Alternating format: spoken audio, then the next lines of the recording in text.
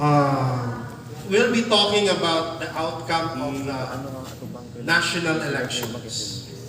Okay?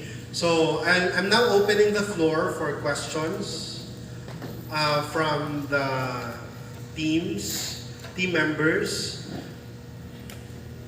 So when I say outcome of the national election, I'm talking about the huge gap between the leading candidates, the outcome of the local elections included, etc., etc. The high voter turnout, etc., etc. So, before you'll ask your questions, I'll be delivering my opening statement. By the way, my name is Louis Lapat. Hypothetical lang ha, I am the chair of the Laban Kontra Daya Coalition. So this is the statement of our group regarding the outcome of the national election. We are very happy with the high voter turnout that the Philippines recorded during the May 9 elections that happened days ago.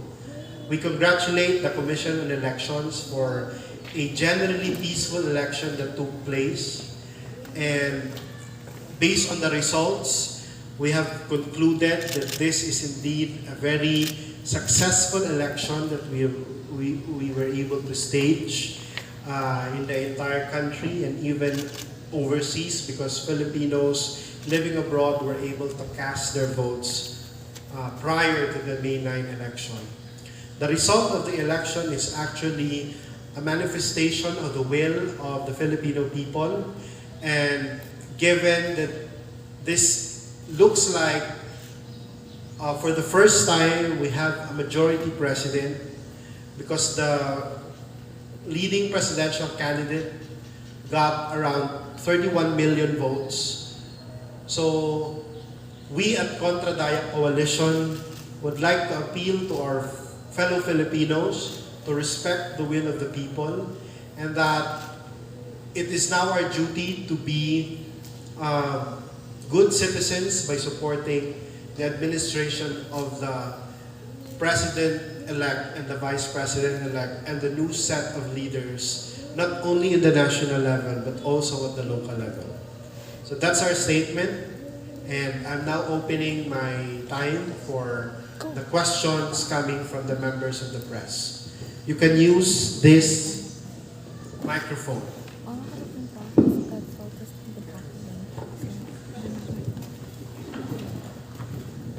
The time is 10:10.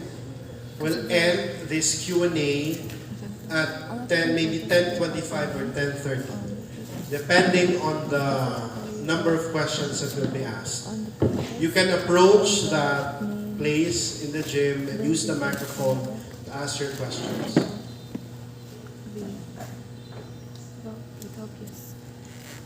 Questions. Unless, remember guys, I've told you, if you don't ask questions, you don't have anything to write in your paper. Remember, you have to get my inputs, you have to get my quotes, etc., etc.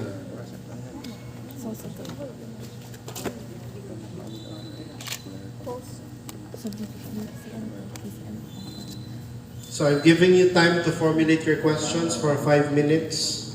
Or if anyone is ready to ask, please use the microphone there.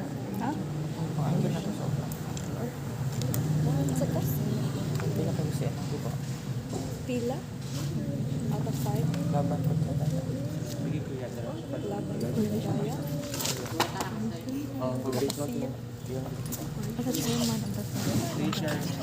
I wait lang. Sarili man yung like more organization ako ang sarili nga like organization sa publisher before kumain sa mga Good morning po sir, dapat tayo po Simon at Castillo from The Beacon. Have you known any plans of our leading candidate Bongbong Marcos in improving our economy and education? Again, come again. have you known any plans for Bongbong Marcos and VP Sara Duterte to improve our economy and education in the Philippines? Based on the statement released by Vice President-elect Sara Duterte,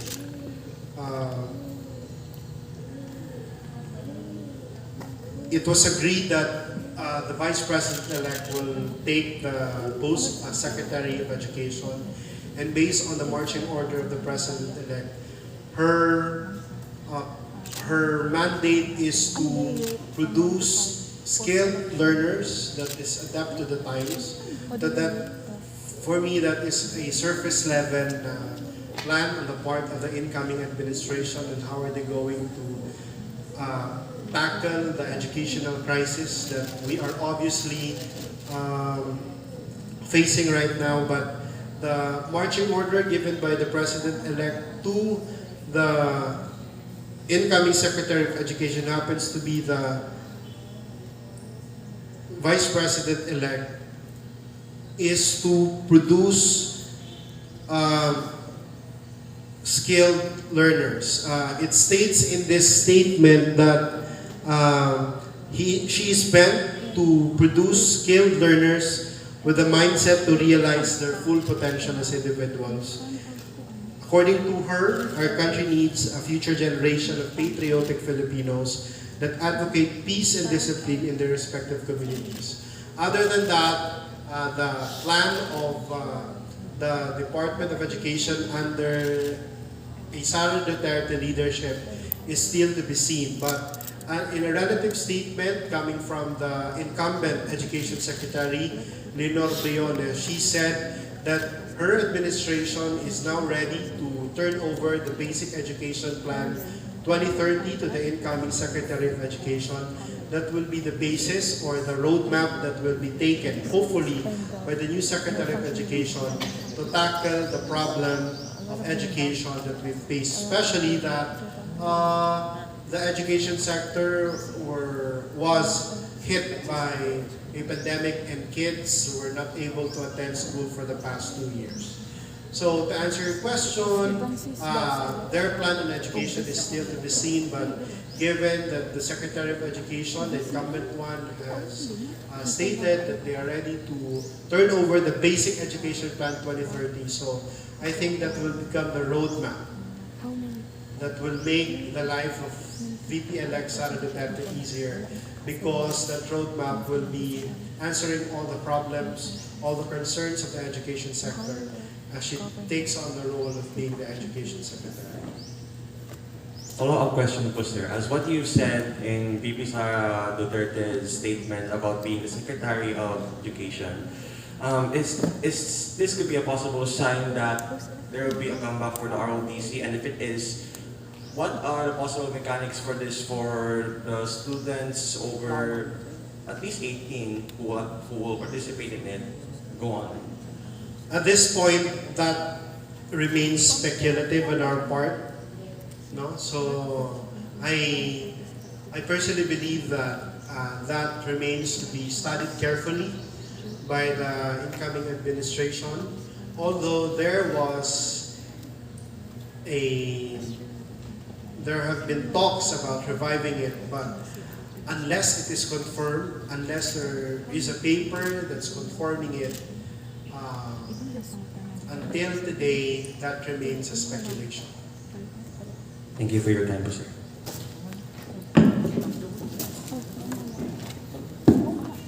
10:14. Meron pa tayong time. Good morning po, sir. I'm Christine Magan from Mandirigma. A lot of protests have been happening, specifically protests about the obvious results of the COMELEC on the 2022 elections due to the VCM malfunction. As Chairman of Laban Contradaya, what can you say about the VCM malfunctions po? I agree that there was a massive failure of vote counting machines that took place during the day of the election, but NAMFREL stated last night that their manual audit of the results, meaning manual edit, they have compared it with their own count and that of the result generated by the different cluster, parang nagtugma siya. So I don't think that voting, counting machine malfunctioning during the day of the election is equivalent to voters fraud. No? So until such time that there is a solid evidence about the cheating that some camps have been insinuating, that remains to be proven. But we at Contra Daya remains confident that the result of the election is truly a reflection of the people's will. Unless there is a solid evidence that will be produced in the coming days, then that should be a reason for the appropriate authorities to investigate the matter. How many percentage of people were not able to vote because of the VCN malfunctions po, and what action will the government take? At this point, COMELEC was not able to produce data regarding the number of people who are not able to vote because of the VCMs which malfunction. But I have to emphasize that even at those precincts that have malfunctioned VCMs, people were told to wait, and some of them even entrusted their already shaded ballots to the teachers who served during the election. But given that, we have to celebrate that this election is undeniably history in the making because of high voter turnout. Record numbers of 97% went to the polls last May 9, and that is truly an indication that democracy is alive in the Philippines. Next question. Good morning, sir. I'm Michael Jandiano from Trading Blue. Based on the statistics speculating on Facebook, there is 68-32 number of voter turnouts from BBM Laney ratio. What are your response or thoughts on these allegations? Can you explain what is 6832? Can you expound? Ano po, sir, number of turnouts po? Vote turnouts po. 68 over ratio over BBM and Lenny po. You meaning the gap Yes between? po. Again, as what I've stated in the opening statement, that is truly a reflection of the will of the people, regardless of who we voted for during the election. I think the people have spoken, and I think the huge gap between the two leading candidates for the presidential race is actually a validation of the pre-election surveys that were conducted, and that pre-election surveys was validated during the election. And in fact, the huge gap between the two candidates are truly a reflection of the will of the people. And as what I've stated, although there are allegations of cheating, there are allegations of irregularities, but that is yet to be proven. No? So at this point, any talks about irregularities, any talks about cheating, etc., is pointless because of the lack of evidence. But we at Contra Daya, having evaluated the manual audit and the outcome of the elections from the different precincts nationwide, we can truly say that the people, the Filipino people, have spoken, and that voice should be respected by the majority. Well, we respect the democratic right of those who are insinuating that there is indeed any irregularity or any cheating that took place, but that remains to be like that unless they produce an evidence. So, given that we are a democratic country, we have to respect the will of the people, and we also have to respect the dissent of those who didn't like the outcome of the election. If there is an allegation of any wrongdoing, they have to prove it to an appropriate authority so that the proper investigation will be opened. But absent that evidence, the outcome of the election stands. Thank you po, sir. Good morning, sir. Jeliming Clara from Tagum National Trade School. Is it possible for a single person, especially Sara Duterte, to become a vice president at the same time, the secretary of the Department of Education? Can she handle it, knowing that she is not an educator herself? Under the Constitution, actually, the Vice President is allowed to take a cabinet position. And a cabinet position is actually something that is attuned to the trust and confidence of the sitting President. While you are alleging or while you are insinuating that she might not be able to handle the education portfolio, you have to also understand that as a long-time mayor of Davao City, she is the chairman of the local school board, handling the affairs of the different public schools in her area of jurisdiction. So I think that would be effective on her part because she was able to have a solid grasp of the problems and the challenges happening on the ground.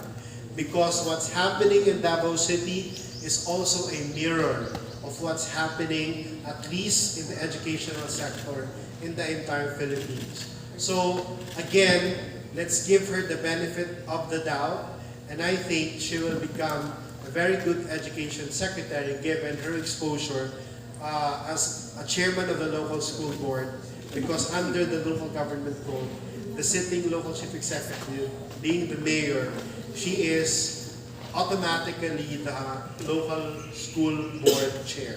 So I think that would be a very solid ground on her part to be the basis for her to become an effective Secretary of Education. Time is 10:22. We still have 8 minutes left. Good morning, sir. I'm Sixising Pasca from Mandirigma. After the election, post-election perhaps, in a score span of 10, how would you rate the entire election that has happened? I would rate it 9 because it's not perfect. That election that we had days ago was not perfect given the massive reporting of failures of VCMs. So other than that, it has been a very successful election. It was a very efficient election given that we had the results in a matter of days for the national level. And in the local election, it was very fast. We were able to know the outcome of the election a day after the election. So aside from the failure of some of the VCMs that took place during the election, I would say, and I would rate the national election as 9 over 10. 10-23.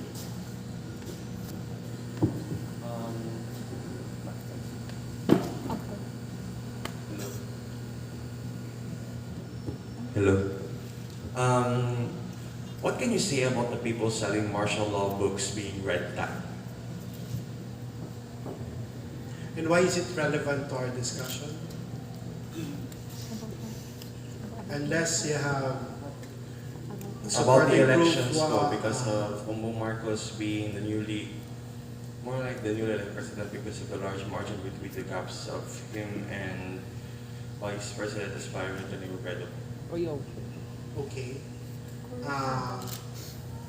Being red tag.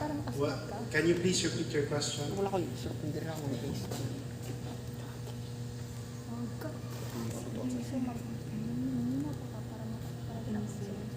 What was the question? Can you repeat it? What can you say about the people selling martial law books being red tagged?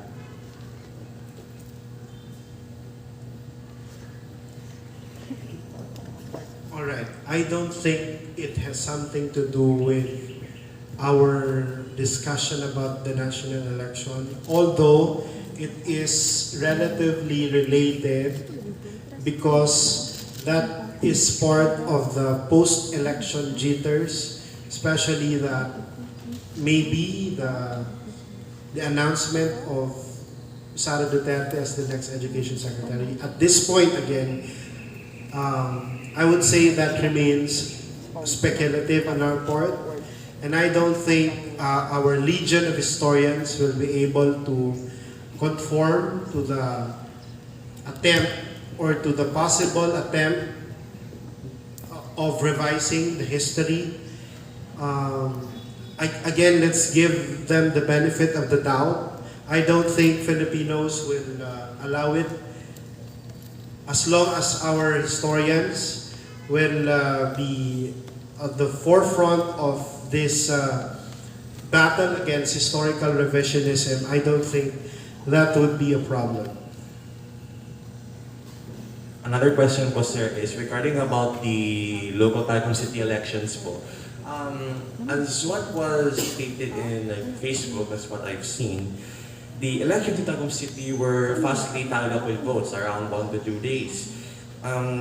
Were there any BCM malfunctions in tallying the votes? And if there were, how did the city government of Tagum handle this vote? First things first, it's not the city government of Tagum that handles elections. It's the local commission on elections. So the city government of Tagum has no business to do with elections because it's not the proper authority. While that is correct, we were able to get the results of the local election in a matter of days. In fact, the maximum of 2 days. A day after the election, the local COMELEC already proclaimed the winning candidates. There were in fact reports of voting counting machines that malfunctioned, but thanks to the efforts of the local commission on elections, they were able to solve the problem, and all the votes, all the ballots that were already shaded were counted. So I think the local COMELEC was efficient enough to solve the problem. But then and again, relating to the question earlier, how would we rate this election? I've rated it 9 over 10 because of the massive reporting of VCM failures nationwide. So that remains to be a challenge for the local COMELEC to resolve in the next election, especially that the barangay election is coming this coming December 2022. So I hope in the coming elections, the commission elections will be able to solve that. Follow-up question po, sir, regarding about my previous question. Can you give any statistics po about how many VCM malfunctions, the total amount of VCMs being used here in the Tagum local COMELEC, and the barangays that had like VCM malfunctions? All right. Based on the data from the Commission on Elections, Tagum City, there were about 32 VCMs that malfunctioned in 3 schools that were used as polling places. These schools are Tagum City National High School, the University of Mindanao, Tagum College, or UMPC, and Visayan Village Central Elementary School. So these are the only schools that reported VCM malfunctions. The time is 10:29. We have 1 more minute before we proceed to the competition. You have 1 minute. In some places that declared failure of election due to some reasons, do you think the moment mag-election silang muli ay walang magiging dayaan, and how should COMELEC prevent such cheating? According to COMELEC, they've already coordinated the Armed Forces of the Philippines and the Philippine National Police to ensure the safe conduct of the elections. And given that there is a coordinated effort between the local government unit, the provincial government in those areas, which is declared failure of elections, and strong cooperation between the Armed Forces of the Philippines and the Philippine National Police, I don't think there will be any reason that the election will still be a failure in the coming days. 10:29 still. Follow up. What are your 10:30. Okay, that ends the mock press conference. So all the details that we discussed during this press conference will be the basis of the outputs that you will be writing. Okay? Is that clear? So, I'll now be giving to you the specifics. For news article, the news articles that I will be requiring you to write, can you write about 3 news articles about any topic that we discuss in this mock press conference? So it's up to you to decide which will be your banner story. It's up to you to decide which will be your sidebar story and another sidebar story. It's up to you. For the editorial section, I will be requiring you to write at least 3 stories. 1 main editorial regarding the outcome of the national election, and 2 editorial columns, 2 opinion columns regarding any topic that we discussed during this mock press conference. For the feature section, I will be asking you to write at least 2 articles regarding the election, 1 article for the national election, depende sa inyo sa inyo pagkasulat, and 1 article for the local election. Okay? For the sports stories, I'll be asking you to write at least 2 articles. I'll be asking you to write, number 1, a sports column about the chances of the Philippines to retain its championship title in the ongoing Southeast Asia Games happening in Vietnam. And for the main story, I would like you to write a straight news about the opening of the SEA Games that happened last night in Vietnam. Okay? So, you can have photos of the SEA Games opening online. You can have videos perhaps